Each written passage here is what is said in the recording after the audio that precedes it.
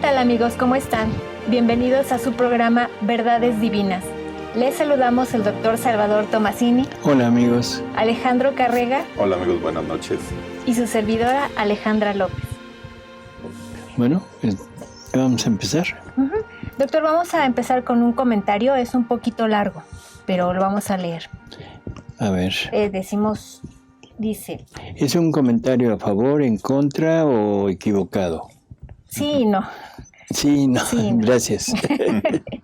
Fíjate, hay varias afirmaciones aquí. Dice, la divina voluntad encierra todo. Así es. Es la madurez espiritual. Sí. Es ser uno con Cristo. Perfecto. Y no hago división. He entendido que los sacramentos son para los niños, los sujetos a la ley. A ver, o sea, esto hay que entenderlo porque podríamos pensar que es para gente muy joven. Para niños espirituales, sí. O sea, personas que están, o sea, como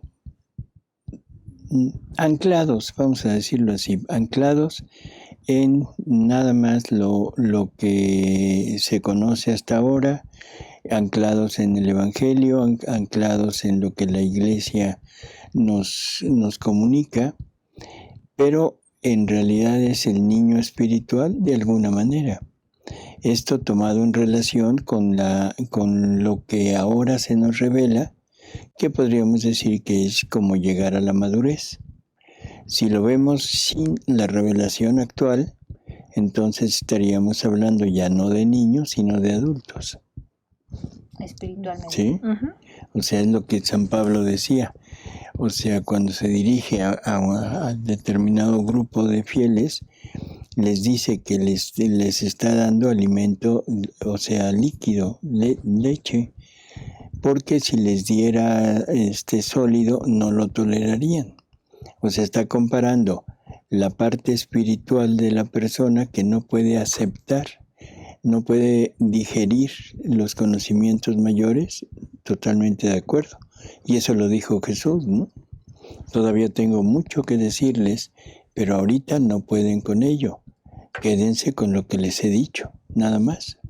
Y ahora que nos viene a dar toda esta nueva revelación, bueno, en este momento ya suponemos que ya crecimos y que ya somos capaces de poder aceptar este conocimiento. Pero que quede muy claro, los sacramentos también son para nosotros. O sea, los niños toman leche, sí, pero yo también. ¿Sí se entiende? Sí. O sea, no limitemos, no pongamos como que ya no necesito los sacramentos. No, los sacramentos siguen siendo necesarios. Y primero, los dos primeros sacramentos son iniciación. Todos tenemos que pasar por ahí porque todos nacemos de pecado original, con pecado original. La confesión, o sea, lo que es el sacramento de la penitencia, todos lo necesitamos para poder entrar nuevamente en unión con la gracia, con Jesús, para poder acceder a todo el resto de beneficios, de gracias que nos da la Iglesia. Los sacramentos fueron instituidos por Jesús, no son instituidos por el hombre, ¿sí? Y ahora, en esta, entre comillas, madurez espiritual, ahora el sacramento, sobre todo el de la Eucaristía, es más que nada para darle a Jesús la gloria, el amor, la reparación que Él merece. Entonces no podemos decir que ya no se haga. Entonces de niño era lo que necesitaba, ahora de adulto, sabiendo lo que esto puede producir, ahora lo necesito con mayor razón. Como decía Pedro, ¿no? Cuando era niño hablaba como niño. Así es. Ok. Continúa el comentario y dice, mi obediencia es para Dios, solo para Él. La divina voluntad... No, espérate, pero ¿qué quiere decir? O sea, ¿qué estará queriendo decir? ¿Que no para el hombre? Mi obediencia es solo para Dios. Sí, totalmente de acuerdo. Pero esa obediencia para Dios se expresa a través del hombre. O sea, hay que puntualizarlo, porque si no nos podemos equivocar y podemos tener ideas o pensamientos de los hermanos separados. Los hermanos separados nada más es con Dios, directo, pero resulta que nunca tenemos ese contacto directo con Él. Tenemos el contacto directo a través del hombre. No, pero es que los mandamientos, sí, a través de Moisés. ¿Sí se va entendiendo? Entonces, nunca es un mandamiento directo. El hombre que recibe esa encomienda es el que lo recibe y ahora lo transmite. Por lo tanto, Dios siempre necesita del hombre para transmitirle al hombre. No es como los protestantes dicen, que todo es con Dios, sí, pero a través del hombre. Y bueno, creo que es muy lógico, cualquiera que lea el Evangelio va a entender que la iglesia, esta iglesia que tenemos, iglesia católica, porque es la única que fundó Jesucristo, esta iglesia está fundada sobre el hombre. Pedro es la cabeza, es la piedra, es el cimiento de esta iglesia, pero ya Pedro ya murió, entonces no me puedo basar en Pedro, ni en Juan, ni en Mateo, ni en ninguno de ellos, pero sí en este seguimiento que ha habido a través de la historia. Y no de cualquier persona que aparece simplemente y funda una iglesia porque quiere imponer lo que pensó, lo que quiso entender de la Biblia, que esas son las sectas.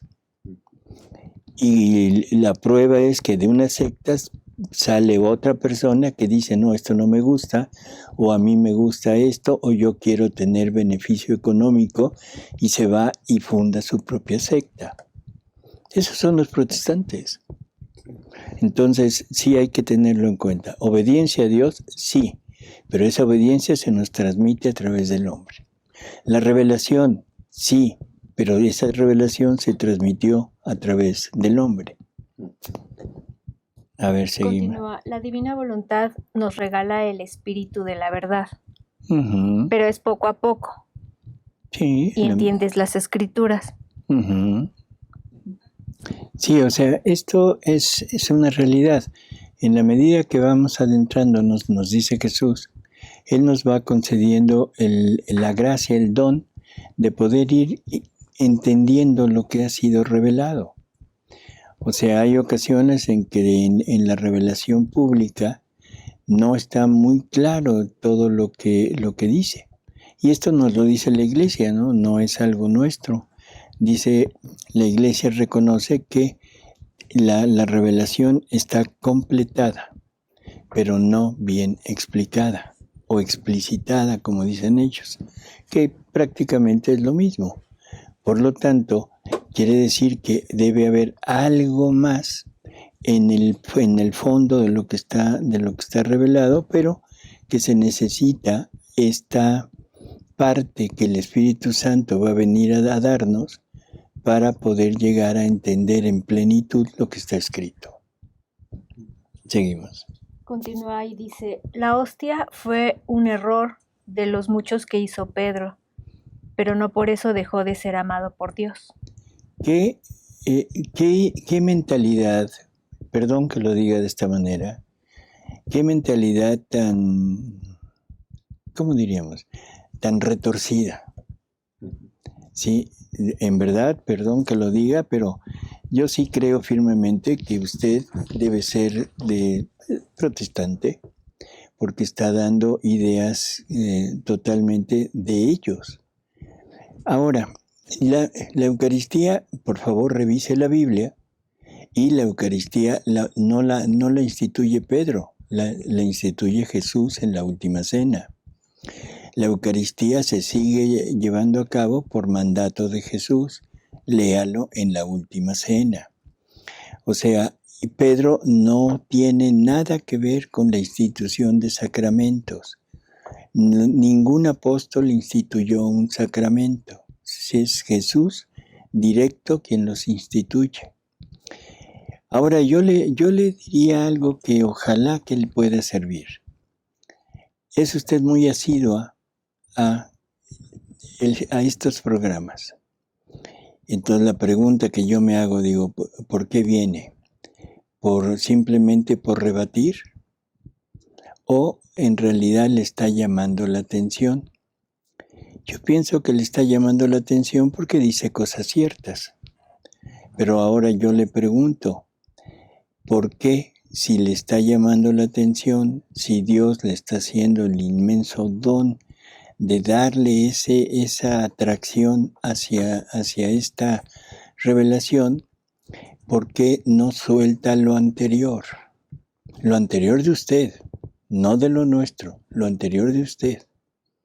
Porque ya son varios comentarios, varias veces que interviene y que interviene haciendo este tipo de revoltura. Y lo único que hace es confundir. Pero la más confundida es usted. Entonces yo le pediría que se tome un tiempo para meditar, ponerse realmente en una pregunta personal de decir qué quiero. ¿De acuerdo? Seguimos. Continúa diciendo, la reencarnación es verdadera y el perdón del pecado es una verdadera gracia y no es confesión.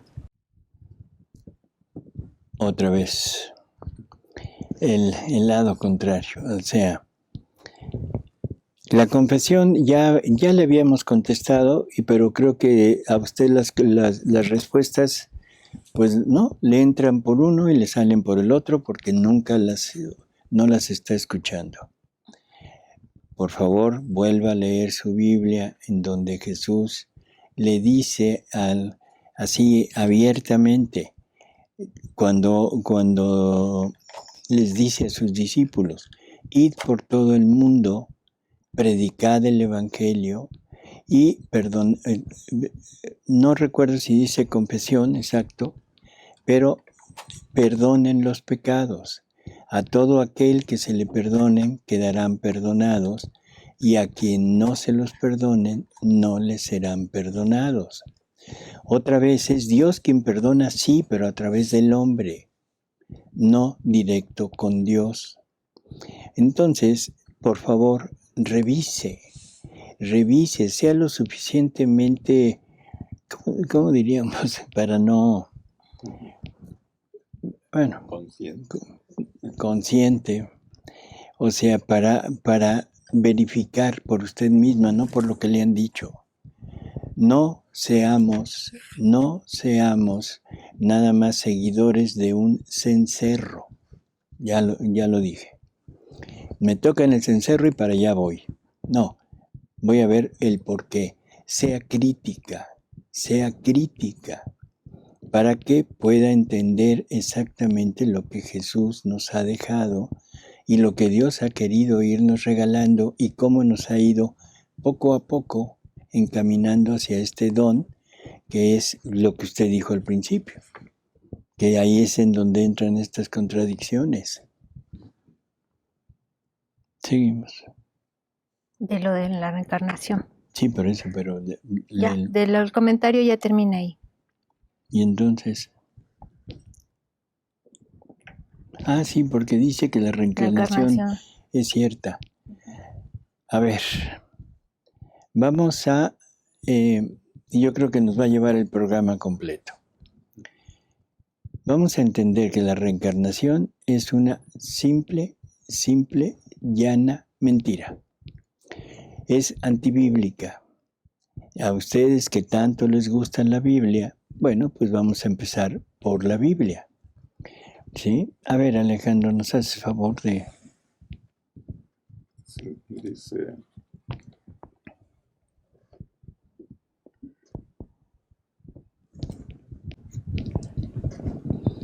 En Hebreos 9:27 dice, y del mismo modo que está establecido que los hombres mueran una sola vez y luego el juicio. Ya con eso creo que es muy claro.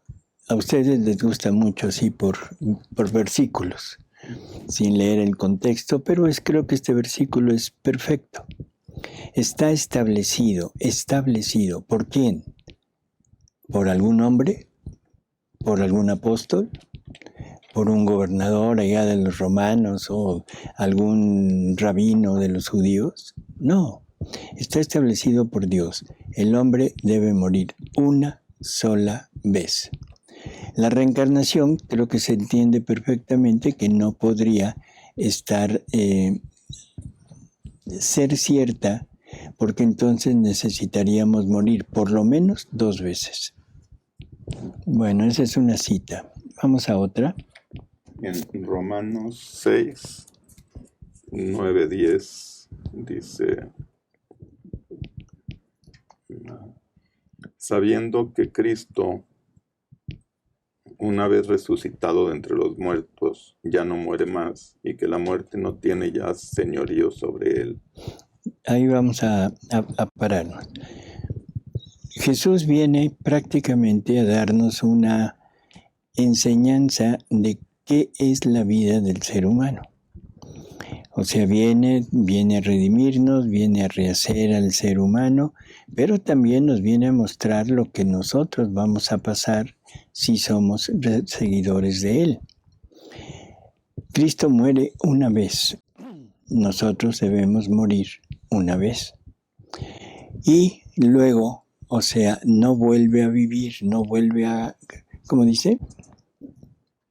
Dice, y que la muerte no tiene ya señorío sobre él. Uh-huh. Su muerte fue un morir al pecado de una vez para siempre. Uh-huh. Mas su vida es un vivir para Dios. Así también vosotros, consideraos como muertos al pecado y vivos para Dios en Cristo Jesús. Uh-huh. Entonces somos seguidores de Él, pero al principio se habló de muerte física. Vamos a otra.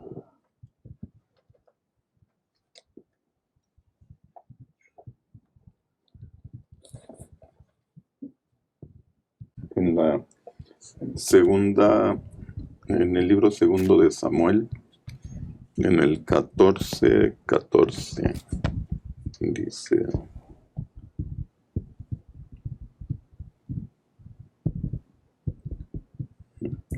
todos hemos de morir, como el agua que se derrama en tierra no se vuelva a recoger, así Dios no vuelve a conceder la vida.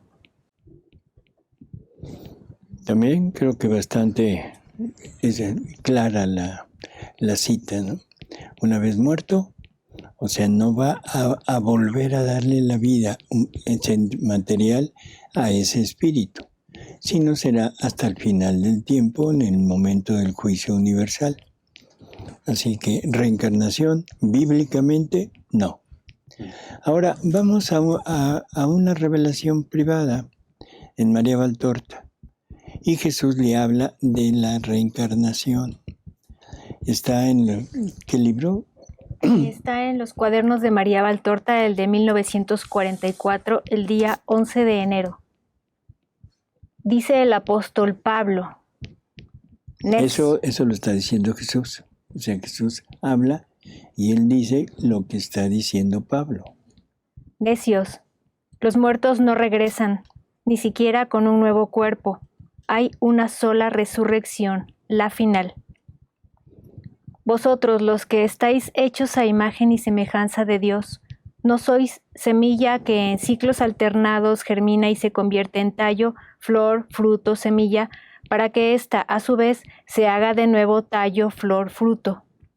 Vosotros sois... Espérame, si se entiende el ejemplo, creo que es bastante claro, ¿no?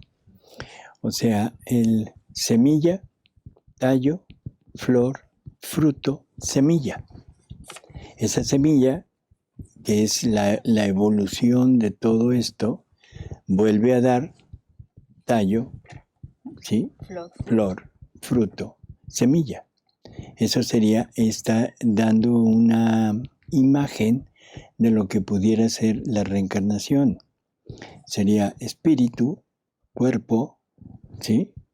Aquí nada más serían estas dos, un cuerpo que evoluciona, un cuerpo que crece, que tiene conocimientos, en fin, pero luego queda como semilla nada más el espíritu, el cuerpo se desecha y ese espíritu volvería otra vez a tener ese desarrollo y volvería a dar otro cuerpo. Aquí San Pablo, según Jesús, o sea, lo está negando y con esta explicación que nos está dando Jesús mismo. Vosotros sois hombres, no hierba del campo. Vosotros estáis destinados al cielo, no al establo donde se cobija el jumento. Vosotros poseéis el Espíritu de Dios, ese Espíritu que Dios os infunde por medio de una continua generación espiritual que corresponde a la generación humana de una nueva carne. ¿Qué creéis? ¿Que tiene límites el poder generador que posee Dios, el omnipotente, ilimitado, eterno Dios nuestro? ¿Creéis que ese límite le obliga a crear no más de un determinado número de espíritus, de modo que, para que pueda continuar la vida de los hombres sobre la tierra, tenga que obrar como el dependiente de un gran almacén que busca entre los espíritus apiñados en los estantes el que puede volver a usar como determinada mercancía? O mejor aún, ¿creéis que él es como un escriba que si debe conocer un acontecimiento, saca a relucir un determinado expediente y busca un determinado rótulo porque ha llegado la hora de volver a usar dicho material? Oh, necios, necios, necios. Vosotros no sois mercancía, ni pergaminos, ni semillas. Vosotros sois hombres. ¿Cuál semilla? El cuerpo cae en la putrefacción de la fosa, cuando su ciclo ha terminado. El espíritu vuelve a su fuente para que se juzgue si está vivo o si está podrido como la carne y, de acuerdo con ello, cumple su destino. Y de él ya no nacerá otro, sino para llamar a una única resurrección lo que ya le había pertenecido. Y en esa resurrección, el que condujo una vida depravada será depravado por la eternidad, con el espíritu corrompido y la corrompida carne que tuvo en su única, sola e irrepetible vida. Creo que son así como lapidantes estas verdades, ¿no? Y el que en su vida fue justo, resurgirá glorioso e incorruptible. Elevará su carne a la gloria de su espíritu glorioso, la espiritualizará, la divinizará, pues con ella y por ella logró vencer, y es justo que con ella celebre el triunfo. Aquí, el espíritu que poseéis os hace animales con uso de razón y obtiene la vida también para la carne que él logra vencer. En la otra vida seréis espíritus que vivifican la carne, que ha salido victoriosa por haber permanecido sujeta al espíritu. Antes prevalece siempre la índole animal, y esta es la verdadera evolución, mas es la única. Después, de la naturaleza animal que por la triple virtud ha sabido elevarse, se pasa a la naturaleza espiritual. Según cómo viváis en esta vida, viviréis en la segunda. Si en la primera predominó en vosotros lo celestial, advertiréis en vosotros mismos la naturaleza de Dios. Poseeréis dicha naturaleza, pues Dios será vuestro eterno patrimonio. Si en cambio predominó lo terreno, tras la muerte conoceréis la oscuridad, la desolación, el hielo, el horror, las tinieblas, todo lo que recibe al cuerpo que desciende en la fosa, con esta diferencia, que esta segunda y verdadera muerte dura por toda la eternidad. Si nos damos cuenta, o sea, tanto el párrafo anterior como nos está hablando de eternidad. O sea, es una vez muerto, puede resurgir la carne para glorificarse gracias al espíritu que le logró vencer, logró hacer que la carne lo siguiera, o venció la carne haciendo que el espíritu siga la carne, pero las dos serán eternas. Una para gloria, la otra para condenación. Si son eternas, quiere decir que no va a volver a vivir en este mundo. Y ya termina diciendo, oh hermanos, herederos de Dios por voluntad de Dios, no hagáis que se pierda esta herencia por seguir la carne y la sangre y el error de vuestras mentes. Bueno, este último párrafito, por favor, grábeselo perfectamente, ¿sí? Muy bien. Continuamos con las preguntas. Ya no comentarios, ¿eh? No, Ya. ya. Dice, Jesús dice que crece nuestra vida en Él, pero ¿no sería también que crece la vida de Jesús en nosotros? Es en las dos vías, ¿verdad? Ujú, así es.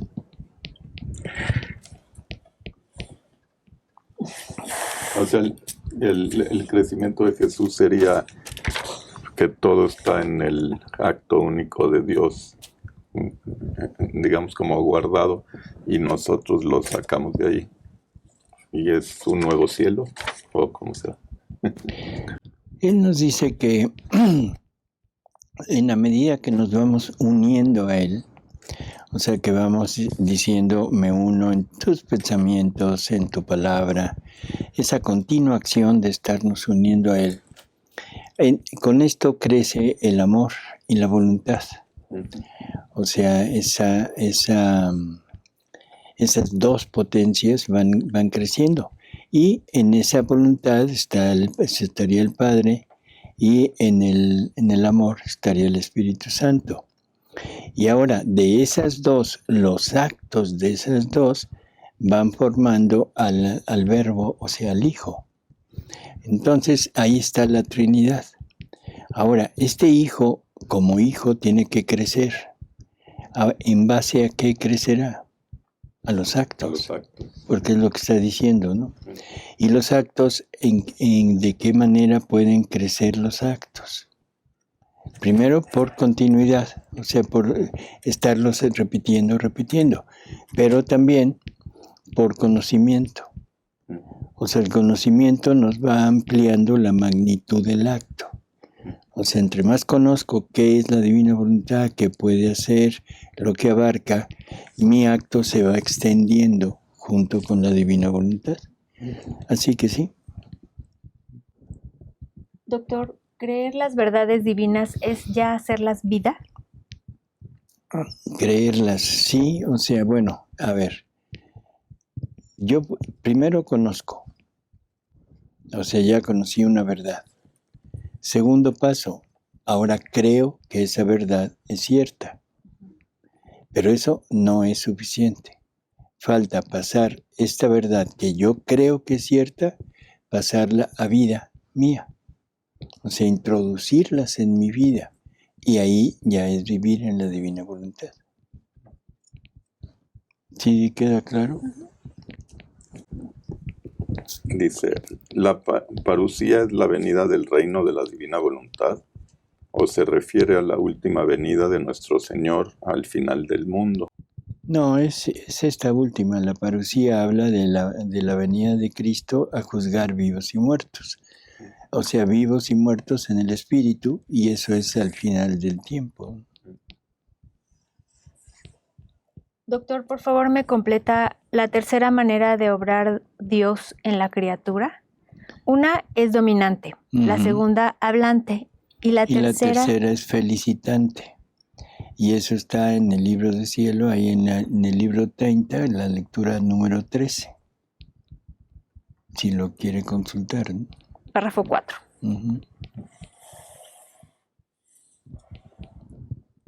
¿Puede nuestro Señor Jesús directamente revelar a una persona la divina voluntad parecido como se lo reveló a Luisa? Interesante pregunta. Prácticamente diríamos que Dios puede hacer lo que él desee. ¿Podría revelarle a alguien la divina voluntad de la misma manera que Luisa? Sí podría, pero ahora la pregunta no es podría, ¿querría hacerlo?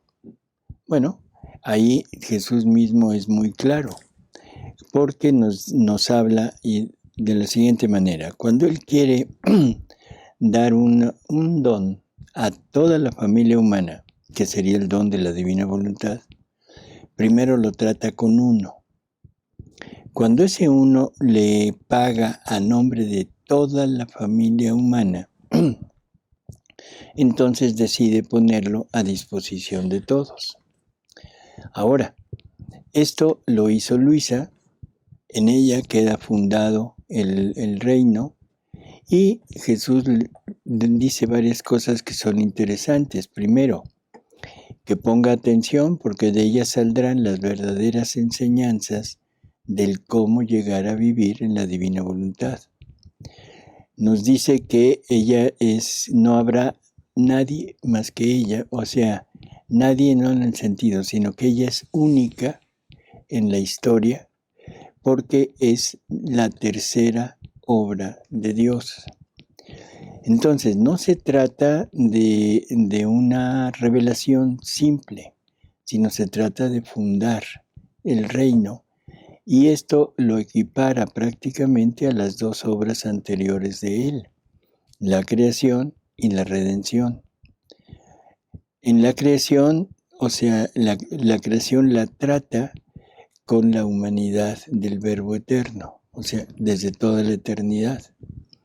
La redención la trata con María, o sea, con el segundo fiat. El primero fue fiat lux, el segundo fue fiat mihi de María, y el tercero es con Luisa.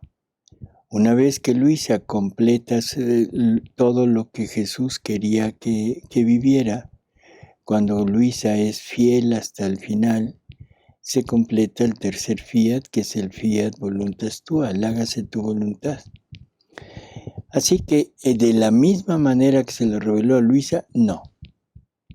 Ahora, podría inducir, dar algunos conocimientos que fueran acercando a la persona a vivir la divina voluntad.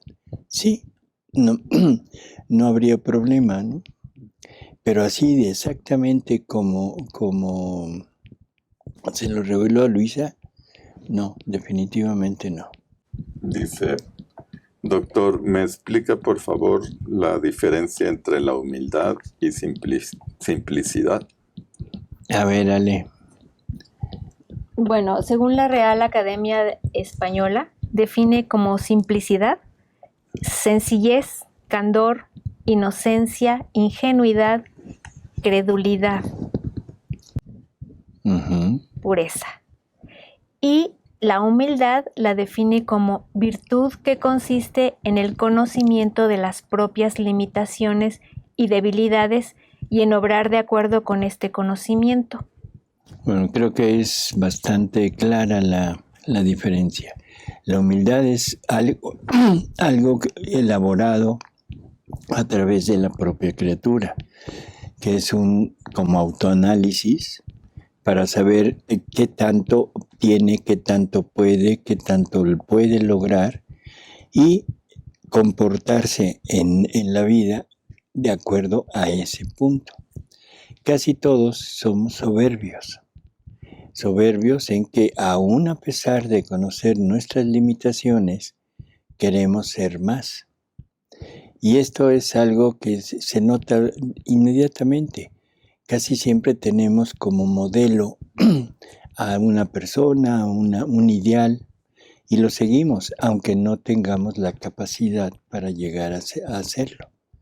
Entonces, humildad es decir, bueno, yo me gustaría hacer tal cosa, pero no tengo la capacidad, no tengo los elementos para poderlo ser. Bueno, me conformo con lo que soy, o sea, acepto lo que soy y voy a vivir con lo que soy. Eso es virtud. ¿Sí? Lo otro es inocencia. O sea, candor, ingenuidad. ¿Y cómo podríamos poner esto? La persona más inocente, con más candor, es un bebé, un niño. O sea, no tiene ningún artificio en su forma de ser. Hay personas que pueden permanecer con esas actitudes aún a pesar de ir desarrollándose, de ir creciendo, pero siguen siendo de esta manera. Entonces creo que una es algo natural y otro es algo no fabricado, sino conseguido. O sea, una persona que es humilde puede desarrollar la simplicidad. Sí, yo creo, o sea, aquí entramos en ya un medio conflicto. Si la simplicidad es la sencillez, si la simplicidad es esa, como decía, candor, ingenuidad. Bueno, si yo soy humilde y entiendo que soy esto, que soy, iba a decir candoroso, pero, o sea, en realidad, bueno, pues simplemente voy a seguir siendo así. Pero hay personas, y entonces tendría la virtud, que sería la humildad. Uh-huh. Hay personas que se esfuerzan por no ser así, porque piensan que no es la manera adecuada en el mundo, que van a ser siempre como abusados. La gente va a abusar de ellos, el mundo va a abusar de ellos, y se esfuerzan en salir. Y ahí entra la parte contraria a la humildad, que es la soberbia.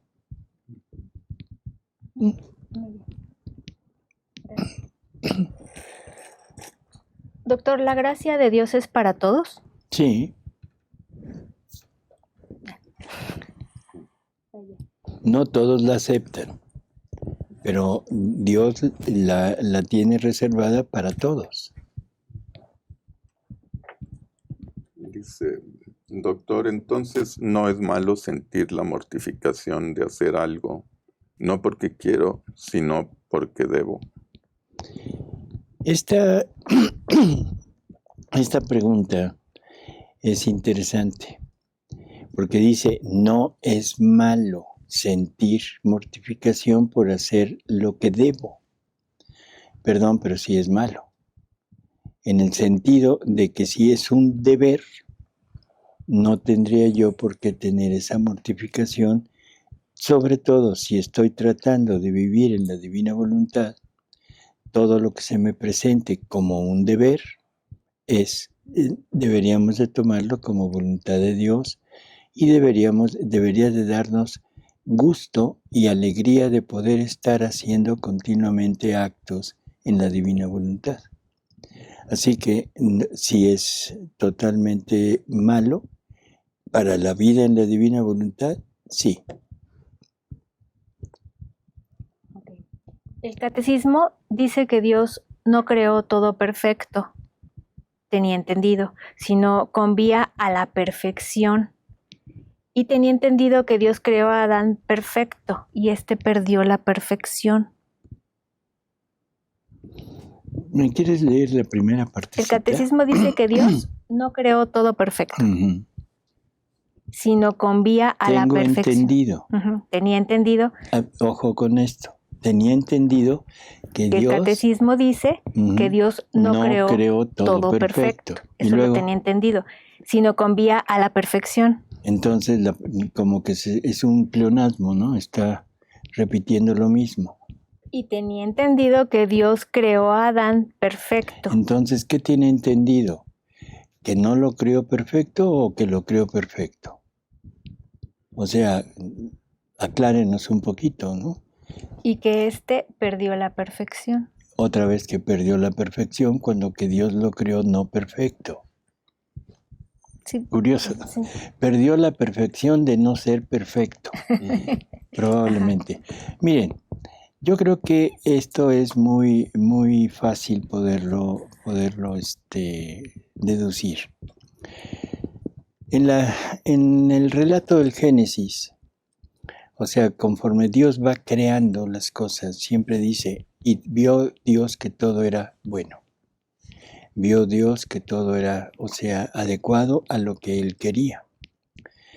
prácticamente no vuelve a hablar de esto, sino solamente en el momento que Adán desobedece y pierde esa unión con Dios, y ahí el hombre se degenera, o sea, el hombre cae de ese punto en donde había sido creado y cae al punto en el que somos.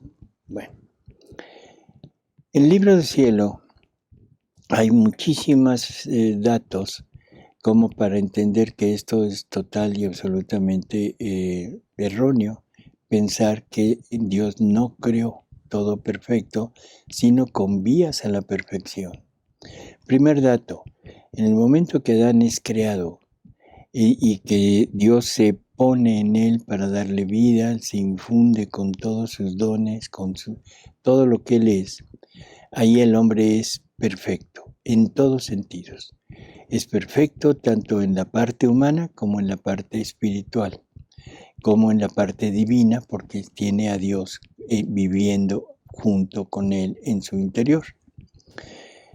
Así que ahí no hay perfección. Digo, no, perdón, no hay error, ¿sí? Todo es perfecto.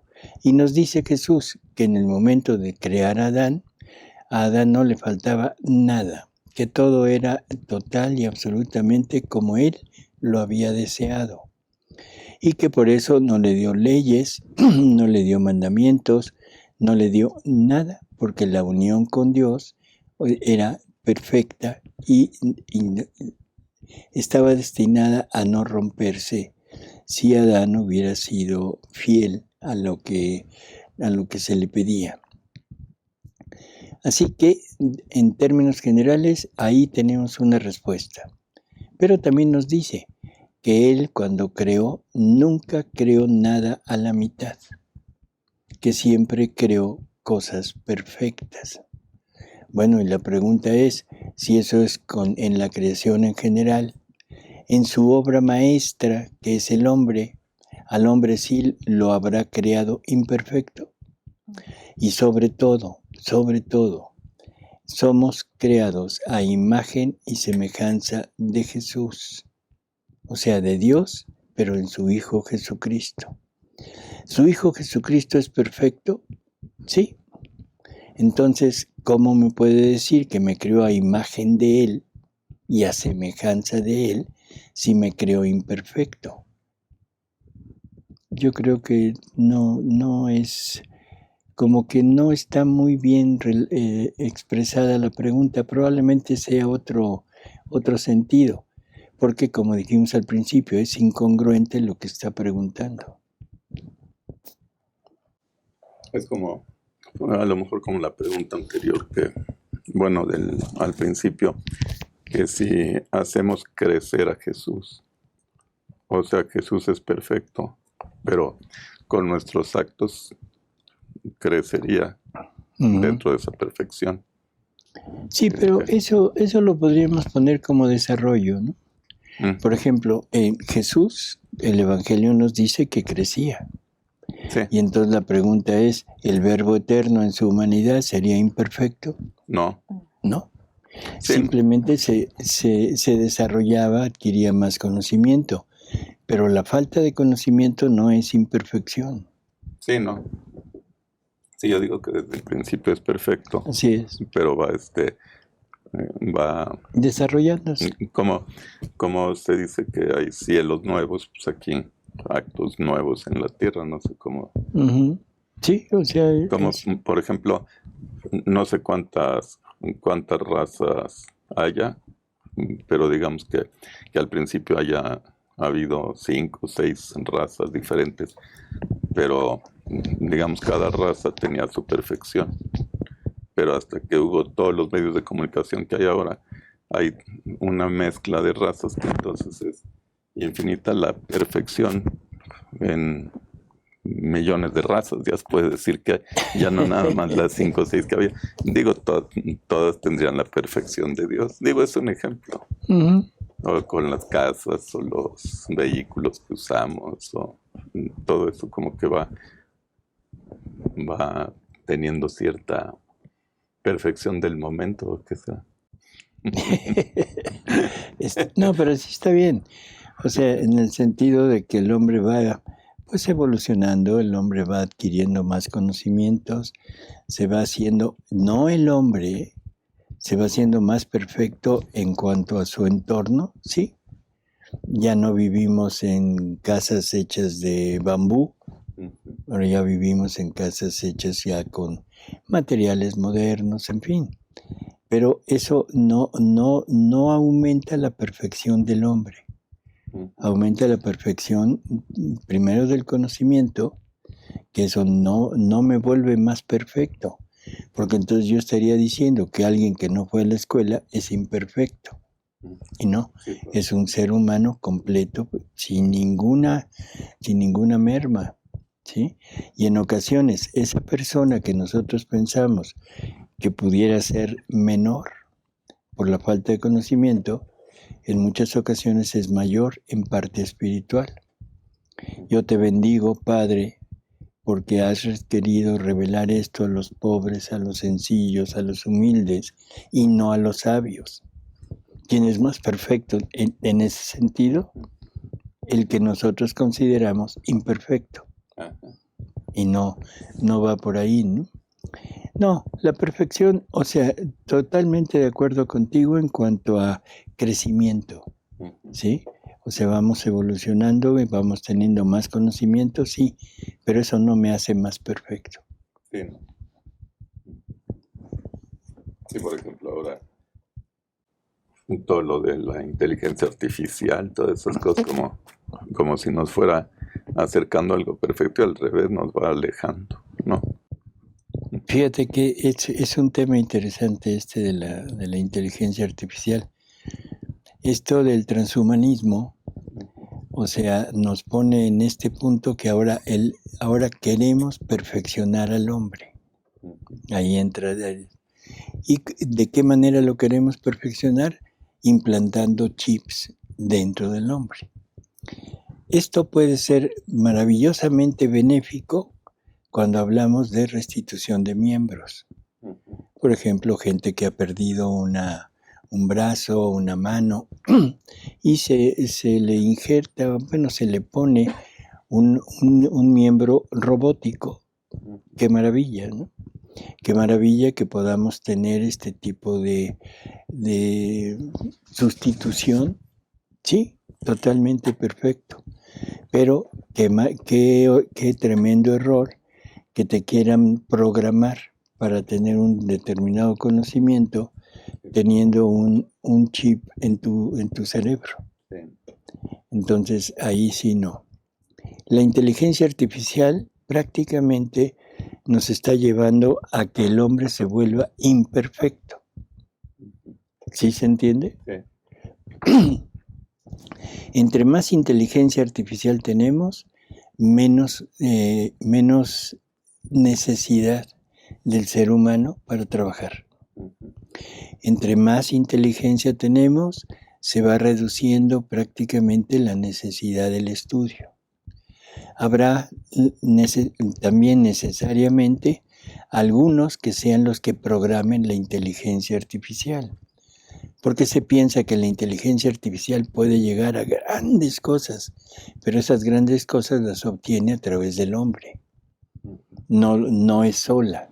Sí. Bueno, entonces, entre más vayamos avanzando en inteligencia artificial, simples cosas, más desempleo, más pobreza, ¿sí? Más vagancia, más falta de desarrollo intelectual. Más ociosidad, que es la madre de todos los días. Así es. Y simplemente, perdón que tome tu teléfono, esto se empieza a hacer algo así como inteligencia, ¿sí? Y ahora que ya tienen inteligencia artificial, dice uno, ¡wow! Sí, no sé si han visto a las personas en la actualidad, su único movimiento. Y ahí están horas y horas y horas y horas. Y la pregunta es, ¿y cuándo hacen una labor de investigación, cuándo hacen una labor realmente productiva? Ojalá hicieran eso para leer, pero con la velocidad que lo están haciendo para chismear. ver qué puso el influencer. ¿Sí? Y nos hemos dejado totalmente, es un vicio lo que nos están dando y va con una finalidad perfecta, ¿sí? Hacernos simplemente instrumentos que no piensen, que no hagan nada y que nos manejen como queramos. Nuestra inteligencia va a estar atrofiada. Se lo dirás de broma, pero veamos a los niños.